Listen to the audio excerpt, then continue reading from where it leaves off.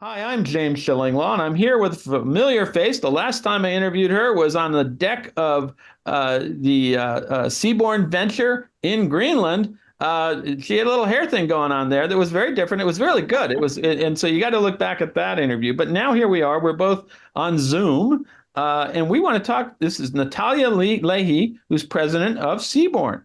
And so we're going to talk to Natalia about, well, what's going on with Seabourn today, but mostly about her new godparents of the Seabourn Pursuit, which was the second expedition vessel. And we're going to find out about that and more on Insider Travel Report.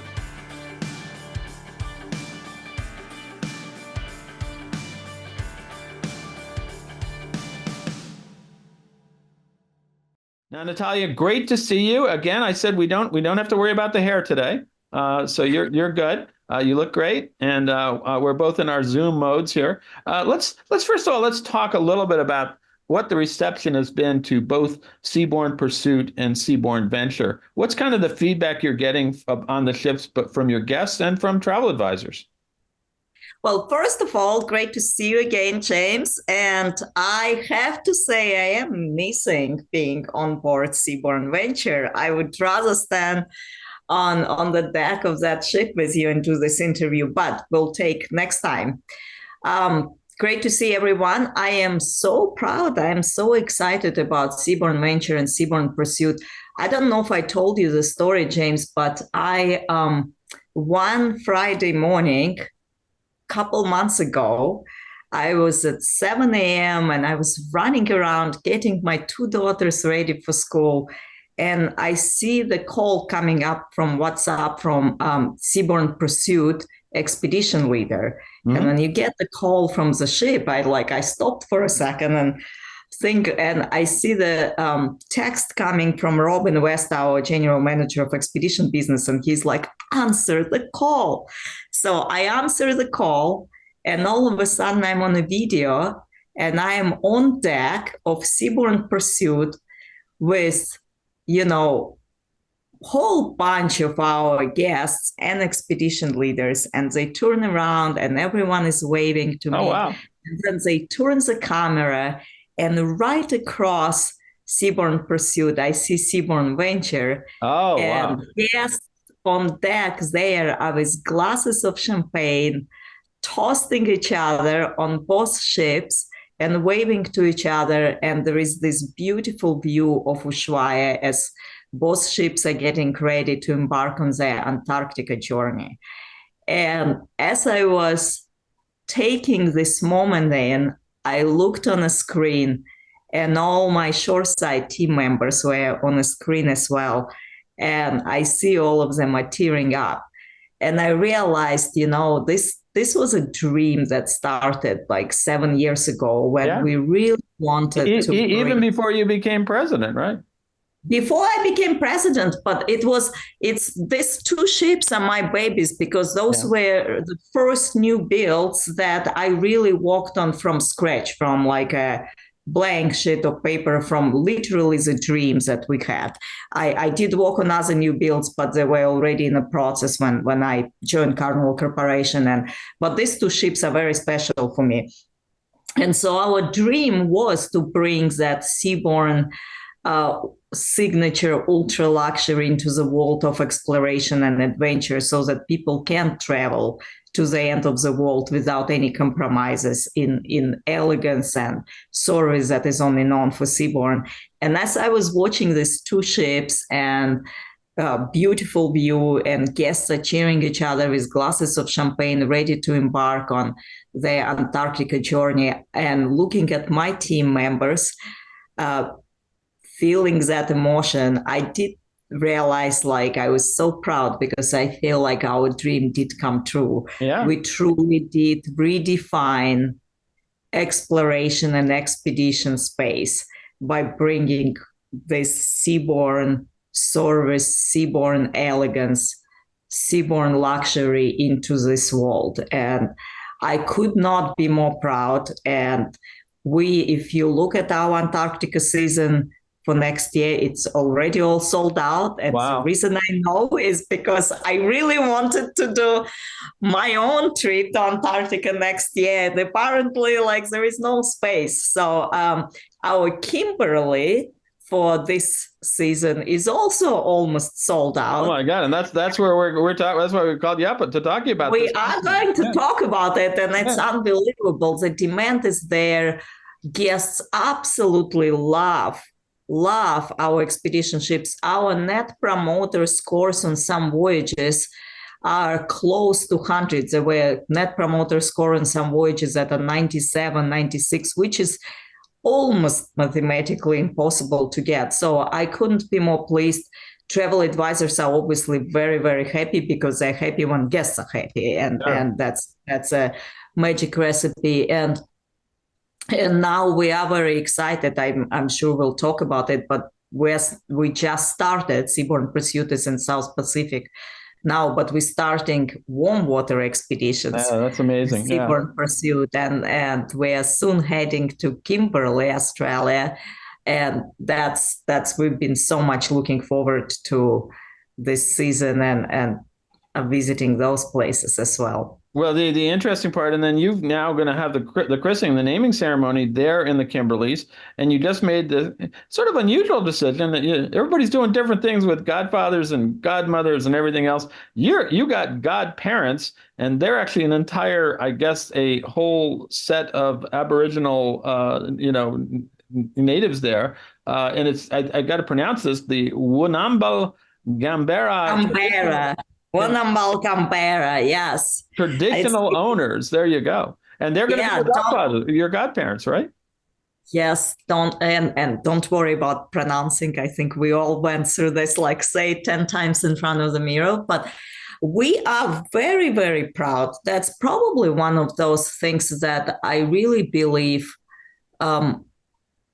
I'm proud on behalf of the team, on behalf of every Seabourn team member, because I do think that this is so much in line with the values of the brand. So you are right. It's not a traditional. In fact, I'm proud to say I think Seabourn is the first cruise line that named local community as a godparents.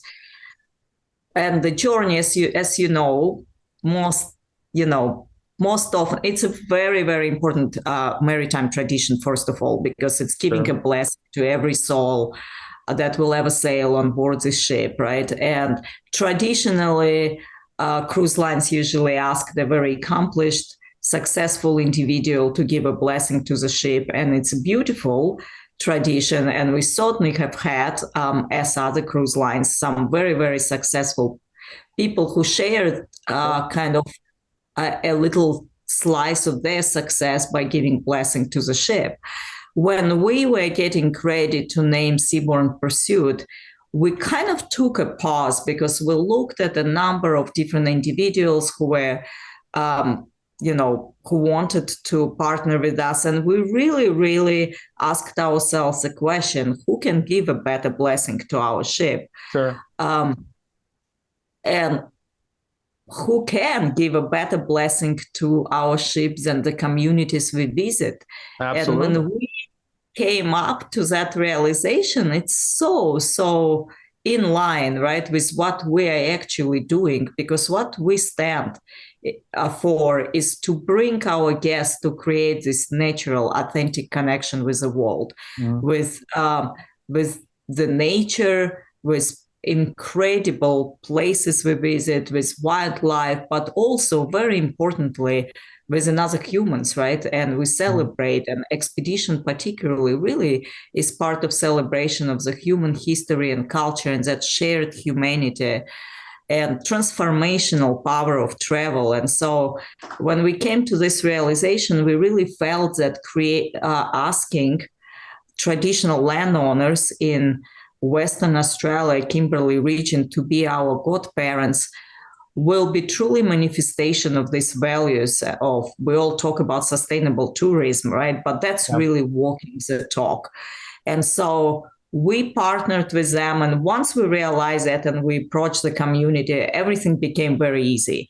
And we got so much support. And you probably have seen in the press releases, but we were delighted. We literally were all jumping up and down when we found out that the government of Western Australia not only matched, but matched our donation, so which makes it go so much longer way. Sure. And our contribution together with Western Australia government will enable this community of traditional landowners to build an art camp with an art equipment. They do this traditional art of painting shells with their traditional patterns, and actually there will be some surprises for our guests Okay. from local community, as this community is very, very excited to greet our guests when they visit, and not only during the naming voyage, but every Seabourn guest that will be visiting their land. Well, it's going to be interesting because you're going to get a little extra blessing now, I think, because the Aboriginal, is the native Aboriginals in Australia. They have some mystical qualities that we'll see what happens, because they could do a very different kind of blessing, I think. Well, there are going to be some, I don't want to relieve everything, but they're preparing some very, very interesting culturally enriching traditions that I think will be part of naming ceremony, but also will engage our guests. And so I myself am very much looking forward to it. And so I think whatever they're doing, based on their beliefs, is we all will walk away with this blessing for good luck, for the rest of our lives. So I'm very excited about that. Everybody's going to benefit from this. Now, when exactly, where and when will this ceremony take place? Well, so the cruise is starting in Broome on June 22nd and goes through Darwin. And the ceremony will take place on on the island, Jarrah Island, and that's the traditional land for this community. And so that's where the ceremony will take place. And that's where we're hoping that our contribution will enable this community to build an art camp in the next seasons. And what we're really hoping, James, is it's not obviously Seabourn guests will be something very special, and the Seabourn brand, I think, will be something that this community really will cherish forever. But we hope that these types of gestures is not only on behalf of Seabourn, but really on behalf of our industry, right? And we hope that other guests and other cruise lines will follow. These types of art camp will benefit the community, not only by our guests visiting them, but also any other ships that visit that community. No, it's absolutely. But I also think it highlights the fact that we think of expedition cruising probably too much as the polar stuff. So it's either Antarctica or the Arctic, and maybe a little bit of Galapagos thrown in. But there is, as you point out correctly, incredible expeditions that can be had all over the place. Kimberley is one I'm hearing more and more about, and you're illustrating that here. But I think this also shows how important we can do expedition cruising around the world, right? Well, and you will talk to Jen Martin, is one of our expedition leaders. We are very excited about warm water expeditions. First of all, it really is something truly that should be on everyone's bucket list. And you can't get to these places at all easily. So Jen Martin is one of our director of expedition business. And I was fascinated hearing her stories the other day, because she spent a lot of time in South Pacific. That was her place of passion. And Seabourn Pursuit is now in South Pacific. And she was telling me that when she was starting her career and spending time in South Pacific, it took her like 5 helicopter rides and 4 days to get to some of these places. And she was sleeping on this little bed covered. She was the only one in the community who actually got a mosquito net as a visitor, as a way of honoring her. And now obviously not many humans will go on to that type of journey to visit and have time. But now we are enabling our people to visit this on board our ships and visit multiple islands and experience these communities and cultures and incredible nature. And Kimberley there is a little bit of a personal story on our brand related to Kimberly. So Robin West, who many people know, who is leader for our expedition business and really who started expedition business 10 years ago with Seabourn, he actually started his expedition career in Kimberley's in Western Oh, okay. Australia. So he's very And familiar. while he loves every destination we visit, if you really press Robin and say, pick one favorite destination and tell us what you're most excited, he probably will tell you that Kimberley is his favorite. So we've been looking forward to this Now season. you haven't done Kimberly yet, have you? No, I'm looking forward to being on board Yeah. the ship. No, I mean, this is the only place, I mean, I've seen, we all seen probably many pictures of this incredible rock Yeah. formations and well know about Salt Lake crocodiles, saltwater crocodiles, but this is the only place in the world that has horizontal waterfalls. So I'm really looking forward Now to, that one I have I'm to say. really looking forward to experience it. I think I saw something like that a little bit in New Zealand, but it was raining really hard. So I don't know if it was the rain or the horizontal waterfall, but this sounds amazing. And I have, like you, I have seen videos and photos of the Kimberleys and they look absolutely amazing. So this is going to be quite the christening, I think. But that's one of the things that my expedition team would say, and which I do believe makes this very exciting, is Antarctica, of course, is the end of the world, and it's really a celebration of our mother nature and what, like, it's unbelievable, very reflective experience, right? And it's almost no one leaves that place without stopping at least for a second and feeling the connection with something bigger Yeah. than us, right? But the unique thing about places like that's true about Arctic as well, and for sure true about South Pacific and Kimberley, is that it's not only celebration of nature, it's celebration of human history. Right. And that's why we're so excited. You and I were in Greenland and Arctic, and it just blew me away because I think you and I were in whatever with 10, 11 days that we were on board the Yeah. ships. We visited 3 places for the first time ever. Passenger vessel went to these places, and Yeah, we no, visited small they were really villages. remote, and I really enjoyed it. And you are still the only line I've done the Arctic to Greenland and Iceland with. I've done before you built your vessels. I had done Antarctica a few times, and it's amazing, no question about it. But this was a whole different type of thing, and now to hear you're doing these same vessels to go to Kimberley and all through the South Pacific and Australia, everyone. It's just there's just no the end to the possibilities that you can do with these vessels, right? Absolutely, absolutely. And of course, we have our expedition team that is so familiar. And like I said, like Robin, like we're people who spent years of their lives and really share their passion and they research the local culture and local places. And so you are really not just visiting these places, you are going there with experts who brings a whole new light to these places. I mean, you and I experienced that, right? When we went kayaking and hikes in Greenland, when we experienced local community, but we were surrounded by experts who truly explained every rock and the history and It is cultural amazing. aspects. Yeah, it is amazing. Although I think I can go with a little less of the seal meat. That wasn't my favorite part.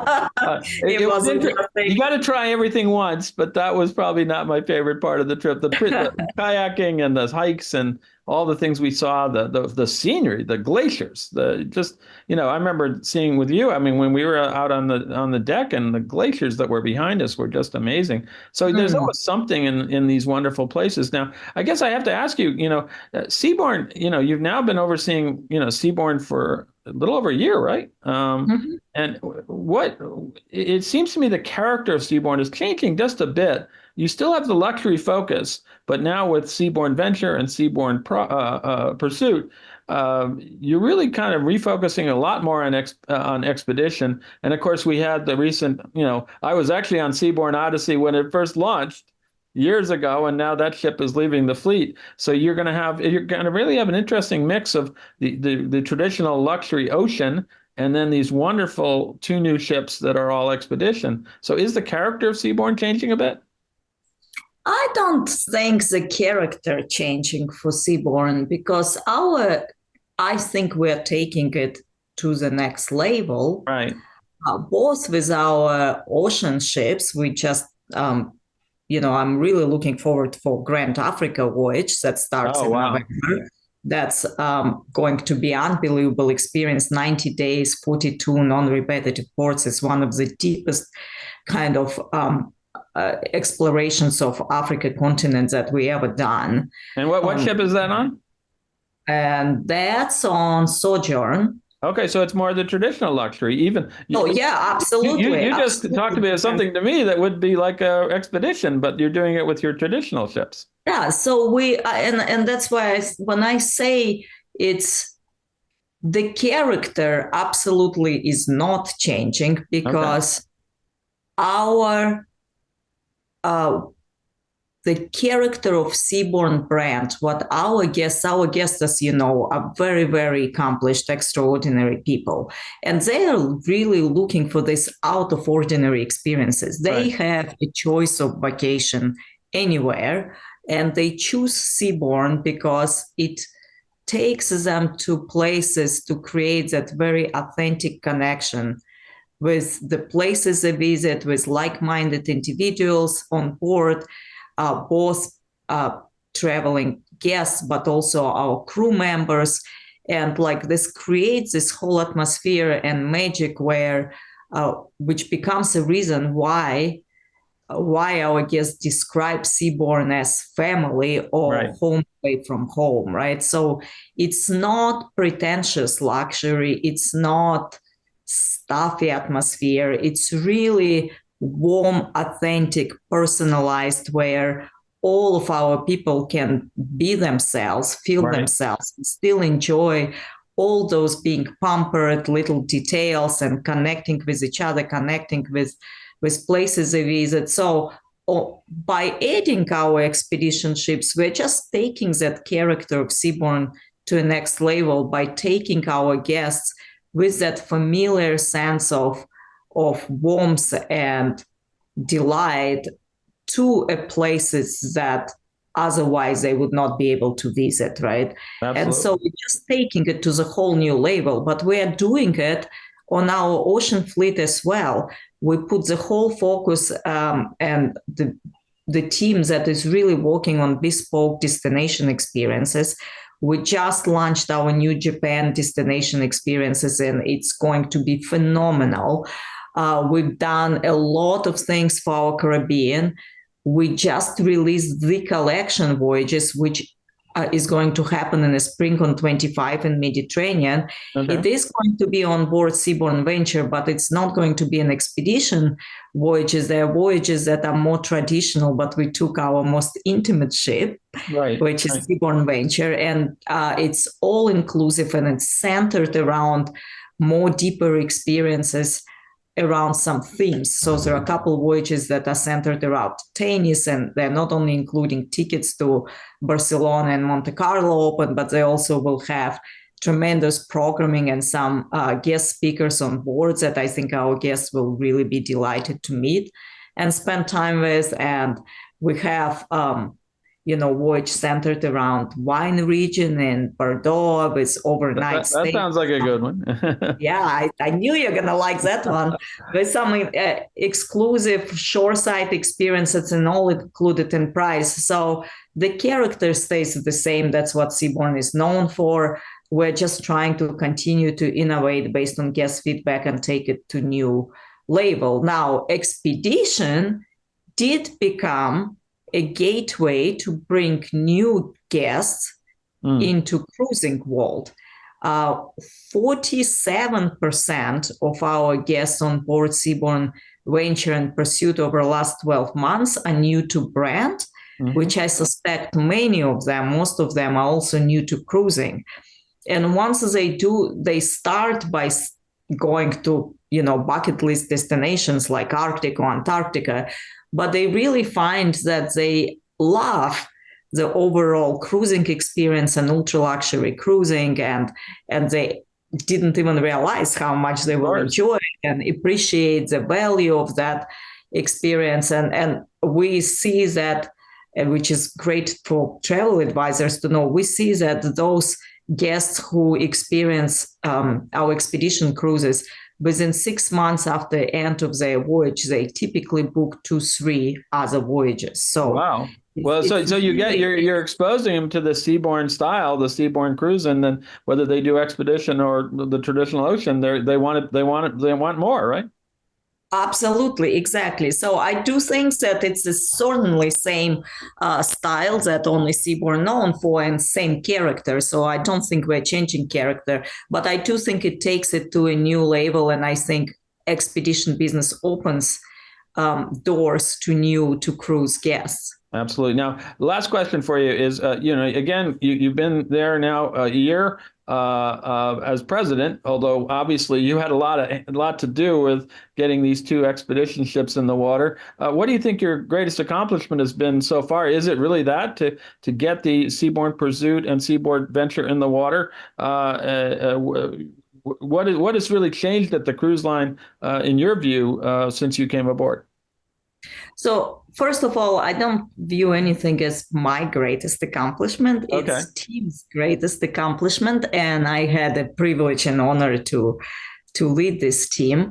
I think we just looked as a team on our guest scores for first quarter, and we're not only higher than we were pre-pandemic, right, but we are highest we've been in the trackable history of Seabourn. So that perhaps is something that really made me very proud of the team and of the brand. And it's this kind of feedback doesn't happen because you do one thing. It happens because you do multiple things.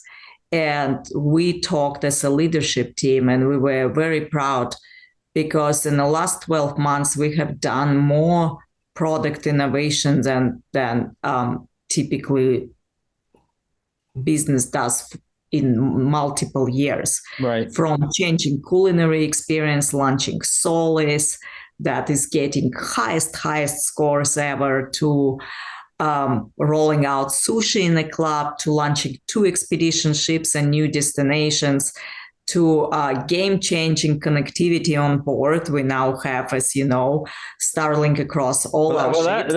That's the only reason I went with you to the Arctic, because I knew I could use the internet. Exactly. There was no other reason. Right? It was I could, because for me, I need to have the internet, and if I can't have the internet, and somebody told me the Arctic wasn't so good before everybody had Starlink, right?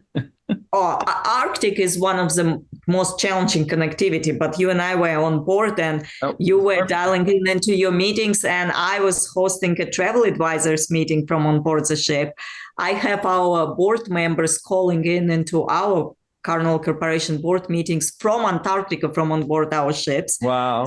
And like that, and that's across all our fleet now. So the combination of all these changes, I think, is being rewarded by very high guest scores, and that made all of us very proud. And it obviously takes literally all 4,000 of us working on Seabourn to deliver that experience, from every person on board who serves our guests, to IT team who was managing transformation of connectivity, to our culinary team, to expedition team. And so that's what I'm most proud of. That's great. Now, I said last question, but really the last question is there anything else you want to tell our 125,000 travel advisors out there about Seabourn today? Obviously about this really very interesting and fascinating choice for godparents of Seabourn Pursuit. Anything else you would like to say to them right now? Well, what I want to say, I talked a lot about Seabourn already. What I want to really say is a huge thank you to every travel partner who works with us. I really do believe that, especially in our ultra luxury segment, travel partners are extension of our leadership team, the extension of our brand. They bring our brand. You bring our brand to life to your guests. We are here to make sure your guests are happy. And your feedback, your voice of the guests, it has been incredible. Every single innovation that we implemented over the past 12 months that I was mentioning, and we plan for next 12 months, are empowered by feedback and voice that comes from all of you. So thank you. We love working with you. We'll continue to partner with you, and we are very committed to keep your guests happy. Natalia Leahy, thank you so much for taking the time. We had a great cruise last year. I'm looking forward. Hopefully, we can do it again someday. I'm sure we already talked about where we're going to see each other next, one of the 8 conferences. But I'm so excited for you to go out to the Kimberleys and do this christening ceremony with this wonderful group of people.